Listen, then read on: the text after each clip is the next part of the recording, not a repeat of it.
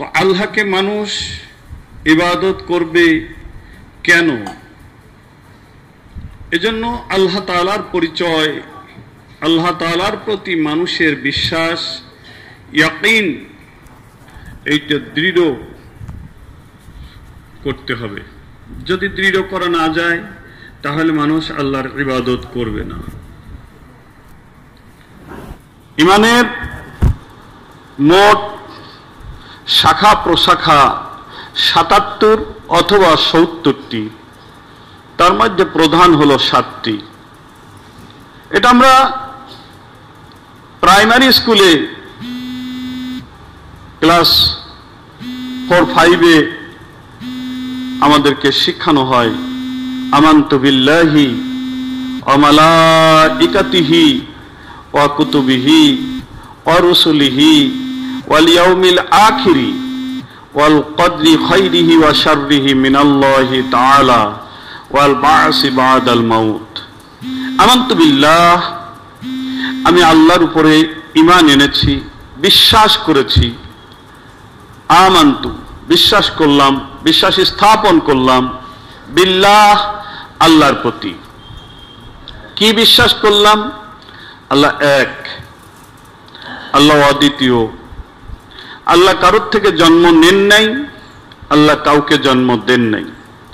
আল্লাহর রাজ্যে আল্লাহ একচ্ছত্র অধিপতি। আল্লাহ খায় না, আল্লাহ ঘুমায় না, আল্লাহ তন্দ্রা আসে না। আল্লাহ যা খুশি তাই করতে পারেন, যখন খুশি তখনই করতে পারেন, যেমন খুশি তেমনই করতে পারেন। এই বিশ্বাসগুলি, আল্লাহ রিজিকদাতা, আল্লাহ শান্তিদাতা, আল্লাহ আইনদাতা, আল্লাহ বিধানদাতা, আল্লাহ সুখদাতা, সব কিছুর মালিক আল্লাহ, এটা স্বীকার করে নেওয়া, এর নাম হলো আল্লাহতে বিশ্বাস। ওয়া মালাইকাতিহি, আল্লাহ তাআলা তার কর্মী বাহিনী হিসাবে নূরের তৈরি এক প্রকারের জীব তৈরি করেছেন, যাদের নারী পুরুষ বলে কিছু নাই, যারা খায় না, ঘুমায় না, যারা সদা সর্বদা আল্লাহর হুকুম পালন করে, যাদের সংখ্যা একমাত্র আল্লাহ ছাড়া কেউ জানে না। তাদের মধ্যে প্রধান কয়েকজন, হযরত আজরাইল আলাইহিস সালাতু ওয়াস সালাম মানুষের জান কবজ করে, জিবরাইল আলাইহিস সালাতু ওয়াস সালাম নবী রাসূলদের কাছে ওহী নিয়ে আসতেন এবং ধর্ম যুদ্ধে সহযোগিতা করে থাকেন মুসলমানদেরকে। ইসরাফিল আলাইহিস সালাতু ওয়াস সালাম সিংহা হাতে করে বসে আছে, আল্লাহ তাআলা হুকুম দিলে, সিংহায় ফুৎকার দিলে সারা পৃথিবী ধ্বংস হয়ে যাবে। মিকাইল আলাইহিস সালাতু ওয়াস সালাম মেঘ বৃষ্টি জীবের রিজেকের তত্ত্বাবধান করে থাকেন। ফেরেশতাদের প্রতি সমস্ত বিশ্বাস। ওয়া কুতুবিহি, আল্লাহ তাআলা যে সমস্ত আসমানি কিতাব নাজিল করেছেন 104 খানা, তার মধ্যে 4 খানা প্রধান, তৌরাত, জবুর, ইনজিল, কোরআন।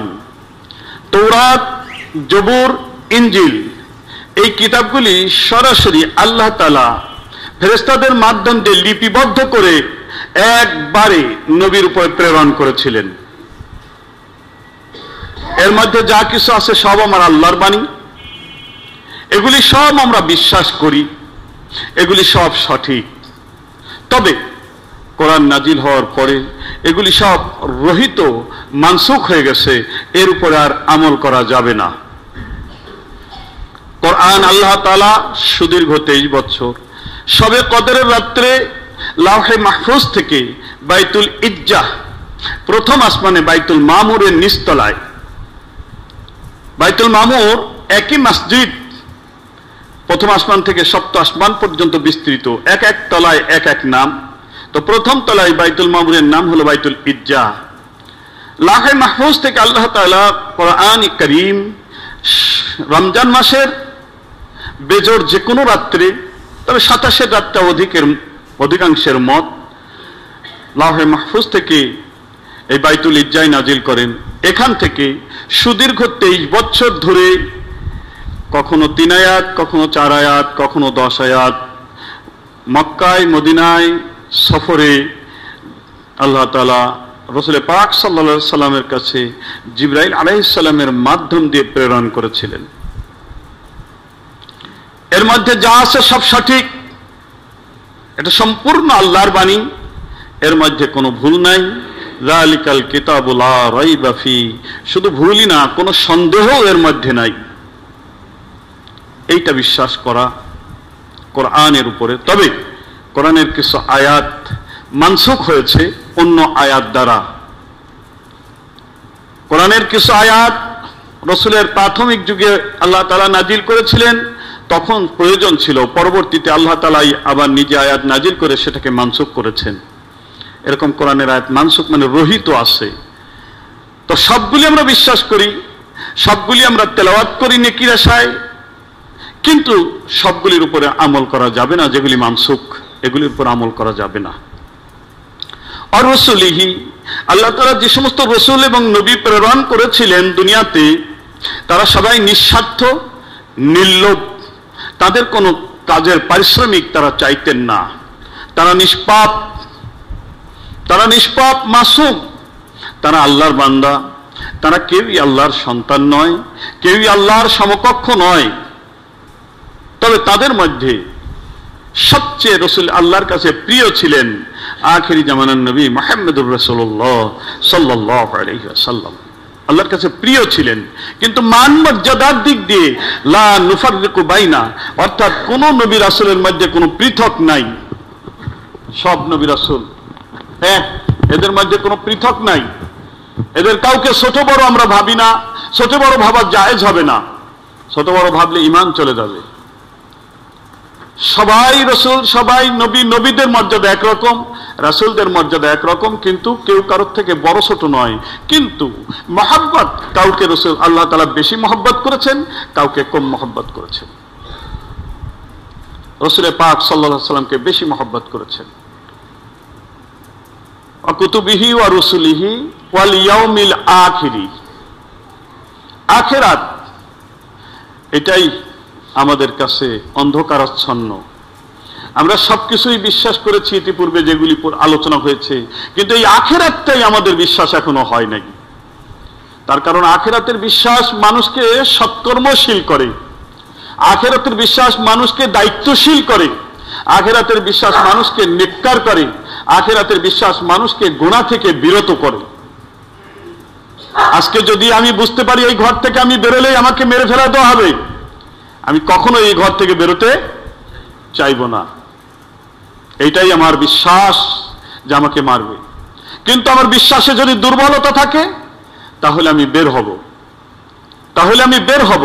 অনুরূপ ভাবে আল্লাহ তাআলা আখিরাতের ভয় আমাদেরকে দেখিয়েছেন, এমনকি আমাদের বিশ্বাসটা দৃঢ় করবার জন্য রাসূল পাক সাল্লাল্লাহু আলাইহি সাল্লামকে মিরাজে নিয়ে গিয়ে আল্লাহ তাআলা সরাসরি আখিরাতের দৃশ্যাবলী আমার নবীকে দেখিয়েছিলেন।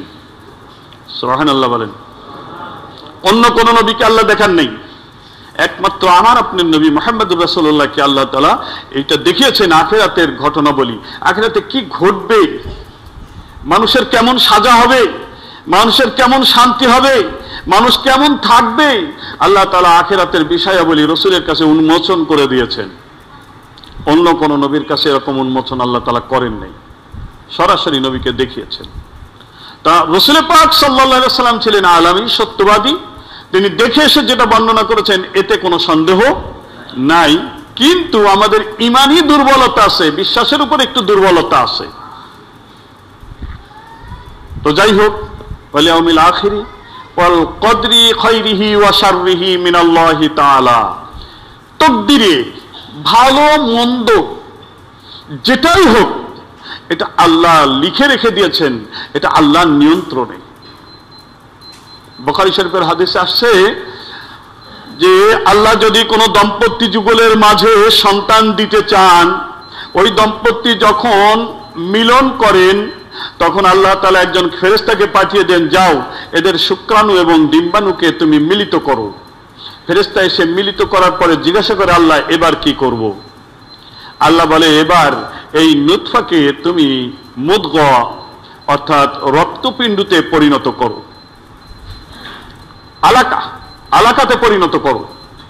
40 দিন ফেরেশতা মেহনত করে, আর এই নুতফা থেকে 40 দিনে রক্তপিণ্ড তৈরি হয়।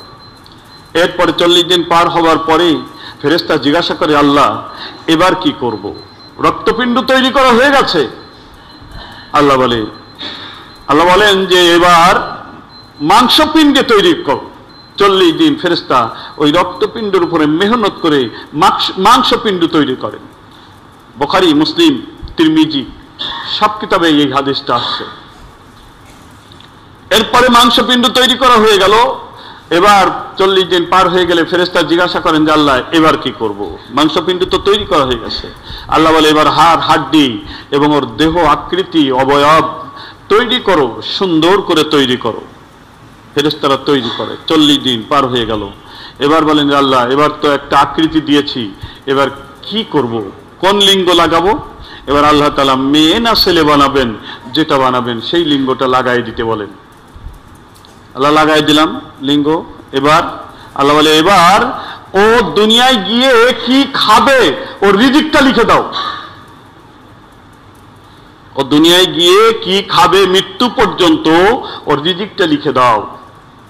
অন্য হাদিসে আসছে 40,000 বছর আগে একজন মানুষ সৃষ্টির 40,000 বছর আগে তার তকদির, তার রিজিক আল্লাহ তাআলা লিপিবদ্ধ করেছেন। কোথায়? লাউহে মাহফুজে। আর এই দিনে লাউহে মাহফুজ থেকে তার আমলনামায় নিয়ে আসা হলো।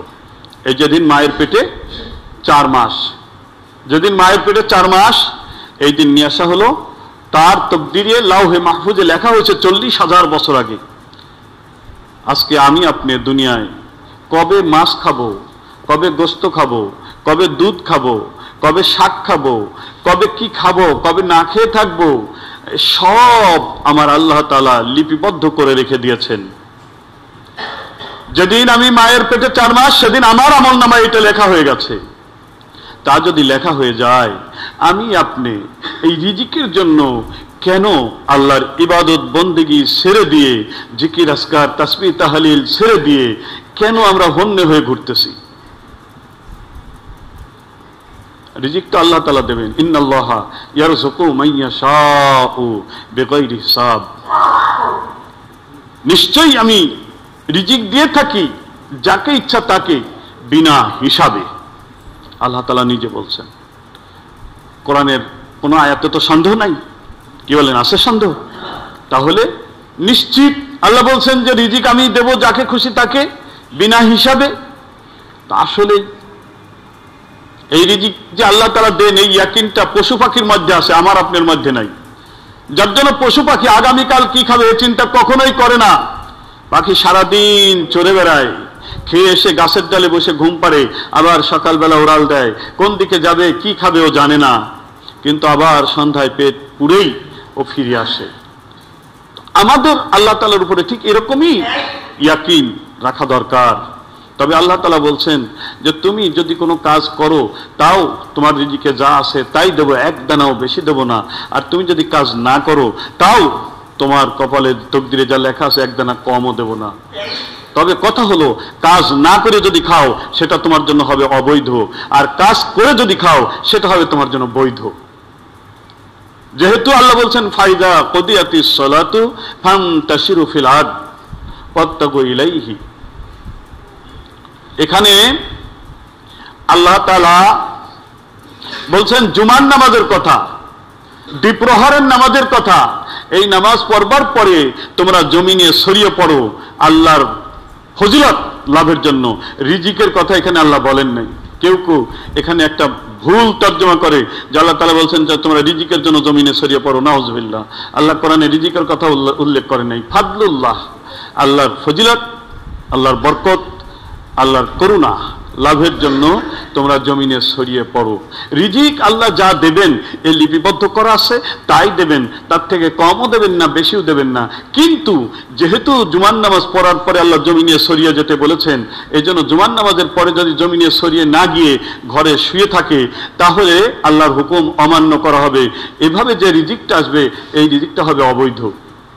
তবে এখানে জুমার নামাজ বলতে একটা শুক্রবারই না, আমাদের দেশে যেহেতু শুক্রবার ছুটি আছে, আমাদের দেশের জন্য আবার এই কথা প্রযোজ্য না। প্রত্যেক দিন জোহরের নামাজের পরে যে কর্ম পারে, শুধু তাই নয়, রসুলের হাদিস এবং আল্লাহর কোরআন থেকে প্রমাণ হয় যে সময়গুলি আল্লাহর ইবাদত এবং জিকির আসকার তাসবিহ তাহলিল পড়ার কথা, এই সময়গুলি পড়ার পরে যে সময়টুকু আমার অবশিষ্ট থাকবে, রাতের বেলায় আল্লাহ দিয়েছেন বিশ্রাম করার জন্য, আর দিনের বেলায় দিয়েছেন জমিনে ছড়িয়ে পড়ার জন্য।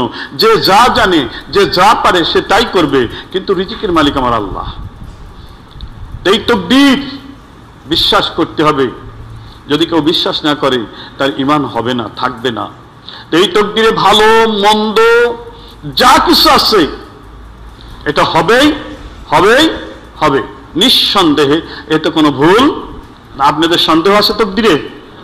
যদি সন্দেহ থাকে ঈমান থাকবে না। তো তাকবীর ৫ম নাম্বার, যে এই আমানতু বিল্লাহি ওয়া মালাইকাতিহি, এখানে যে এটা আছে তার ৫ম নাম্বারে হলো তাকদীরকে বিশ্বাস করতে হবে যে আজকে লাঞ্ছনা যদি আপনার কপালে থাকে, আল্লাহ লিখে থাকে, আপনি লাঞ্ছিত হবেন। গঞ্জনা যদি আপনার কপালে লেখা থাকে, আপনি হবেন। আপনি যদি ভুকা থাকার কথা আপনার তাকদীরে লেখা থাকে, আপনি ভুকা থাকবেন। আপনি যদি ক্ষমতাবান হওয়ার কথা আপনার তাকদীরে লেখা থাকে, আপনি ক্ষমতা পাবেন। আপনি যদি বেইজ্জতি হওয়ার কথা আপনার তাকদীরে লেখা থাকে, আপনি বেইজ্জতি হবেন। এতে কোনো ভুল নাই।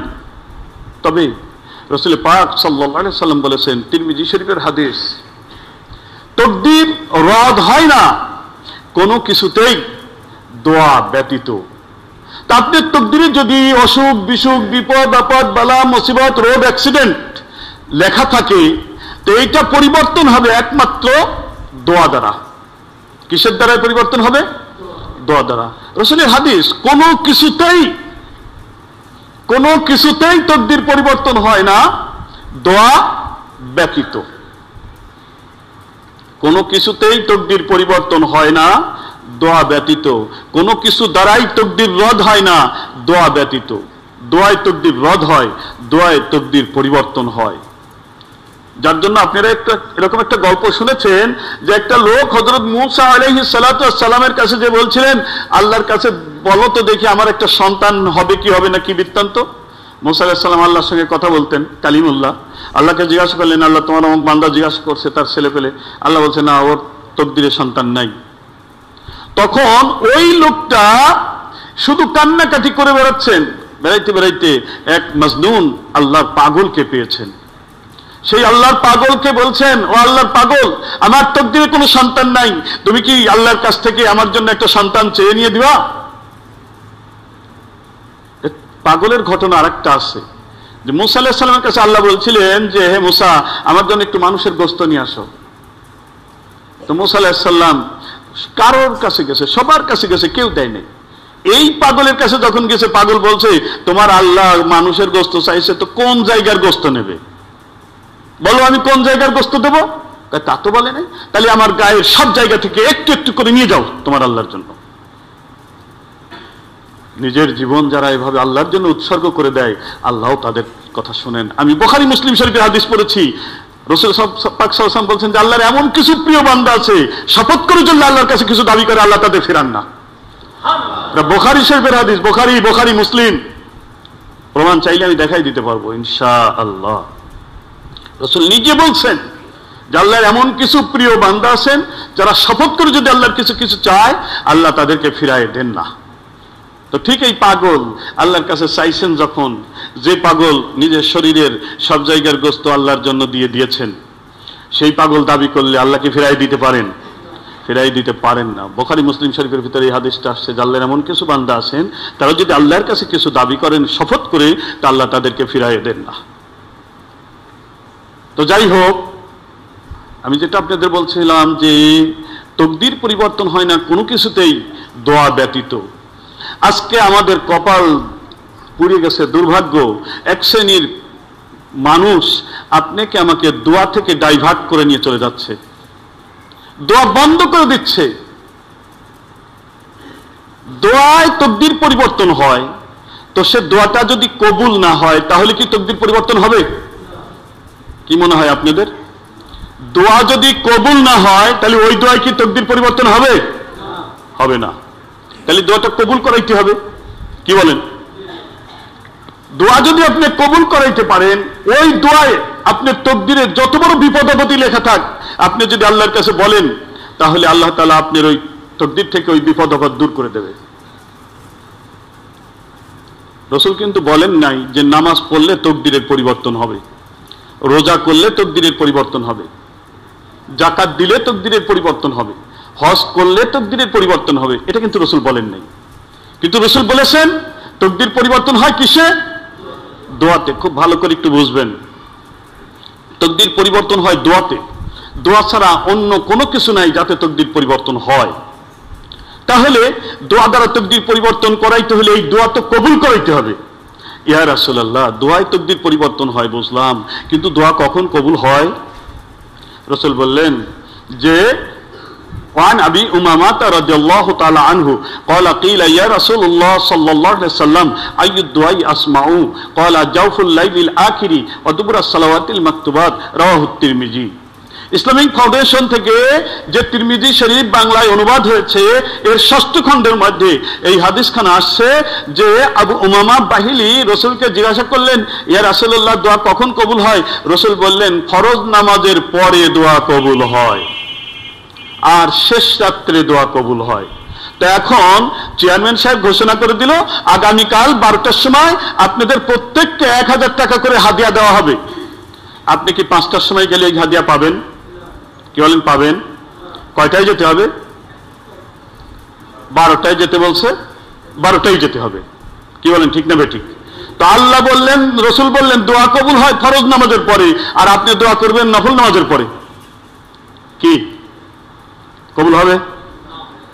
আল্লাহ নিজে বলছেন দোয়া কবুল হয় ফরজ নামাজের পরে। ফরজ নামাজের পরে আখিরাতের দোয়াগুলি কবুল হয়। আল্লাহ আমার গুনাহ মাফ করো, আল্লাহ আমার জান্নাতে দিও, আল্লাহ আমার জাহান্নাম থেকে নিষ্কৃতি দিও, আল্লাহ আমার ইমানের সঙ্গে নিয়ে যাও, আল্লাহ আমার গুনাহ মাফ করে দাও। এই আখিরাতের মুখী দোয়াগুলি কবুল হয় কখন? ফরজ নামাজের পরে। আর শেষ রাত্রে দোয়া কবুল হয়, আল্লাহ আমার রোগ মুক্ত করে দাও, আমার মেয়ের বিবাহের ব্যবস্থা করে দাও, আমার ছেলেকে হাক্কানি আলিম বানাইয়া দাও, আল্লাহ আমার অভাব দূর করে দাও, আল্লাহ আমার আয় রোজগারে বরকত দান করে দাও। এই দুনিয়াদারির দোয়াগুলি কবুল হয় কখন? শেষ রাত্রে। আর আখিরাতের দোয়া কবুল হয় কখন? ফরজ নামাজের পরে। তাহলে আমাদের জন্য সবচেয়ে গুরুত্বপূর্ণ দুনিয়া না আখিরাত? আখিরাত। দুনিয়ায় 60 বছর থাকবো, একটু অসুখ বিসুখ বালা মুসিবত থাক, কোন রকম কষ্ট টষ্ট করে 60 বছর পার করতে পারলেই ইনশাআল্লাহ। কি বলেন, ঠিক না বেঠিক? এই জন্য আখিরাত তো অনন্তকাল, যার শুরু আছে শেষ নাই। সেখানকার শান্তিটাই হলো আমাদের বড় পাওয়া, বড় চাওয়া। তাই রসুল বললেন যে ফরজ নামাজের পরে দোয়া কবুল হয়। আর আজ ইহুদি খ্রিস্টানদের অনুচররা আপনাকে আমাকে জাহান্নামে নেওয়ার জন্য আখিরাতের দোয়া থেকে মাহরুম করতেছেন আমাদেরকে, যে ফরজ নামাজের পরে দোয়া করা বেদাত। وعن براء بن عازب رضي الله تعالى عنه قال كنا إذا صلينا خلف رسول الله صلى الله عليه وسلم أحببنا أن نكون عن يمينه يقبل علينا بوجهه فسمعته يقول رب قيني عذابك يوم تبعث أو تجمع عبادك رواه مسلم। মুসলিম শরীফের হাদিস। বারা ইবনে আজেব বলছেন, আমরা যখন রসুলের পিছনে নামাজ পড়তাম কাতারের ডাইনে দাঁড়াইতে পছন্দ করতাম, কেননা রসুল সালাম ফিরাই আমাদের দিকে ঘুরতেন। তাহলে বোঝা গেল রসুল সালাম ফেরানোর পরে কোন দিকে ঘুরতেন? ডাইনে ঘুরতেন। আসর এবং ফজর বাদে ডাইনে ঘুরতেন। এবং রসুল তখন দোয়া পড়তেন, রব্বি কিনি আযাবাকা ইয়াউমা তাবআসু আও তাজমাউ ইবাদাকা। আর হতভাগারা বলে যে রসুল ফরজ নামাজের পরে দোয়া করছে, এমন কোনো হাদিস নাই। কিন্তু এটা মুসলিম শরীফের হাদিস, রসুল দোয়া করছেন। এখন এ কথা বললে হয়তো বলতে পারে যে হাত তুলেন নাই। না, হাত তুলেছেন। কেন? কওলি হাদিসের দাম বেশি, ফেইলি হাদিস থেকে কওলি হাদিসের দাম বেশি, অর্থাৎ যেটা হুকুম করছেন। وعن مالك بن يسار رضي الله تعالى عنه قال قال رسول الله صلى الله عليه وسلم إذا سألتم الله فاسألوه ببطون أكفكم وتسألوا بجهورها وبرواية ابن عباس سألوا الله ببطون أكفكم ولا تسألوا بجهورها فإذا فرغتم فامسحوا بها وجوهكم رواه أبو داود। আবু দাউদ শরীফের মধ্যে এই হাদিস আসছে, রাসূল বলছেন যে যখন তোমরা আল্লাহর কাছে চাইবা 2 হাত তুলে চাইও, হাতের কর দ্বারা চাইও, পিঠ দ্বারা চাইও না। ইবনে আব্বাস, আব্দুল্লাহ ইবনে আব্বাস রইসুল মুফাসসিরিন, সবচেয়ে শ্রেষ্ঠ পৃথিবীর কোরআনের তাফসীর কারক ছিলেন, তাফসীর লেখক ছিলেন, তাফসীর আব্বাসিয়া। এই তিনি বলছেন যে আল্লাহ রসুল বলেছেন যখন তোমরা আল্লাহর কাছে চাইবা হাতের কর দ্বারা চাইও, খবরদার পিঠ দ্বারা চাইও না। যখন চাওয়া শেষ হবে 2 হাত দিয়ে মুখখানা মোছে করে নিও। তাহলে ফরজ নামাজের পরে রসুল চাইতে বলেছেন এবং 2 হাত তুলে চাইতে বলেছেন। তো এখন আমরা এই সমস্ত হতভাগাদের কথা শুনবো কি শুনবো না, এটা আমাদের ব্যাপার। যখন দোয়া কবুল হয় তখনই দোয়া করতে হবে।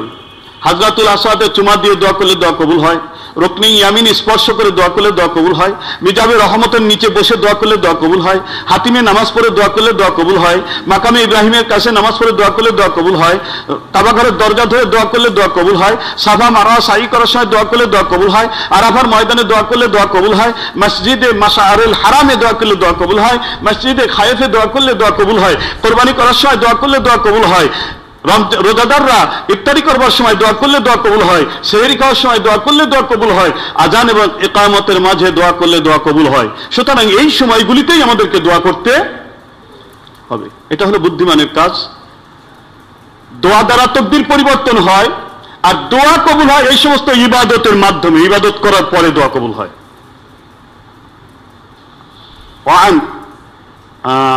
আবু হুরায়রা রাদিয়াল্লাহু তাআলা আনহু قال الدعاء لا يرد بين الاذان والاقامه। আযান এবং ইকামতের মাঝে দোয়া করলে দোয়া কবুল হয়।